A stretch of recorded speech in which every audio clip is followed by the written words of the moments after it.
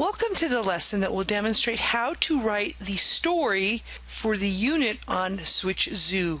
The first thing you might want to do is take into consideration what your animal is made up of. When you write your story, you're going to want to incorporate fact with fiction. You're going to go to a website and gather factual information and weave it into your story. So for example, if you look at my creature, the animal's head is an Arctic wolf. The body is of a bison and a bear. So you might include the weight of a bison or a bear as part of your story. Let's go ahead and get started. The first thing you're going to want to do is come up with a name so you can start writing your story, including the name of your animal.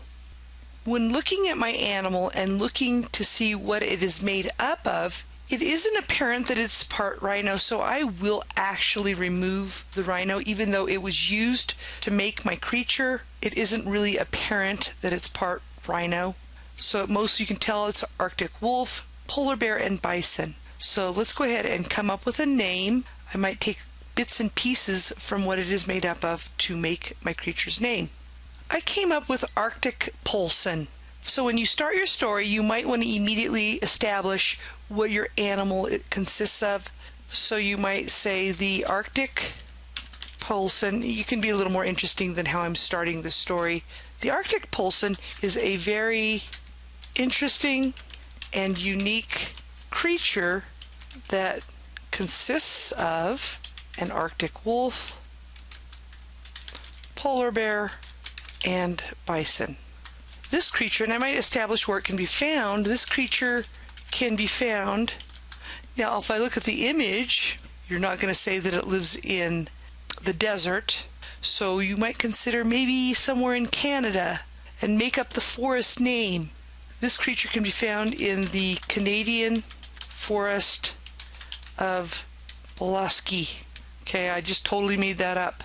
Now, when you incorporate fact, you're going to want to include what it eats, who eats it, maybe talk more about its characteristics, that type of thing. So to get the factual information, you would go to this link here. It's the second hyperlink. Hold the control key to visit that website.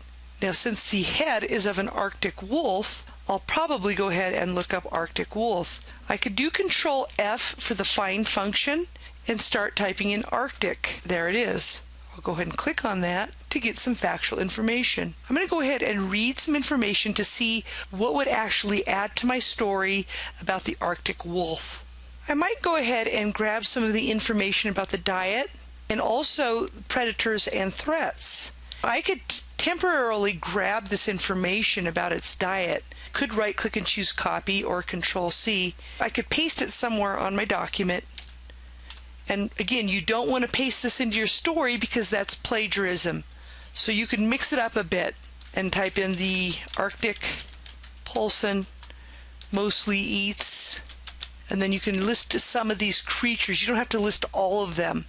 Okay, just keep that in mind. Another thing that you might want to do is when you're writing what it eats is go ahead and take a break from your computer and walk around the room and find out what some of your classmates are working on.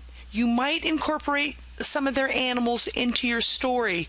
It makes it a little more interesting. For example, I put the Arctic Poulsen mostly eats caribou, seals, oxen, and I will go ahead and type in another creature that one of the students created, Polca, polkycarries. Okay, so you can just make this stuff up. I want you to incorporate fact, but I also want you to add creativity with fiction as well. Now let's go ahead and see what eats my beautiful creature. Again, you could make this up, but I'll go back to the list. Polar bears, other wolves, and humans. Humans are a threat, obviously. They don't eat them. So we'll go ahead and come back to the story. I might put its greatest predators include the Genmo bear, which is a creature created by the teacher, the Genmo bear, polar bears, and other wolves. So now that I've included the diet, I need to continue maybe talking about some of their characteristics and so forth. When adding information about its weight, I'm probably going to take into consideration either the polar bear or the bison. It could be either. So I'm going to go ahead and get information on the polar bear. So I'll go ahead and go back to that site. I'll do Control F and start typing in polar until I find polar bear. I'll go ahead and read information here. I might include its lifespan, 25 years. You could also include some of the other diet from this creature. Here's some threats: humans, pollution. Just go ahead and take that into consideration for writing your story. Here's an interesting fact about the polar bear. They can survive for long periods of time without food or water. I'll come back, since we're still talking about food, and add that into my story. I took the information that it can go days without food or water by starting the sentence as, "It is a very adaptable animal when it comes to eating because it can go days without food or water." There has been a case where one went 10 days without food or water and still survived. So notice I added the facts and then I added a little embellishment with the 10 days without food or water. When going back to that site, I'm also finding interesting information about how good a swimmer the polar bear is. It says they are great swimmers with partially webbed forepaws, and they can swim over 96 kilometers, also 60 miles without resting. So again, I'm going to want to come back and possibly incorporate that into my story. When adding the information about its ability to swim well, I put one of the Arctic possum's greatest attributes is that it can swim 60 miles without resting.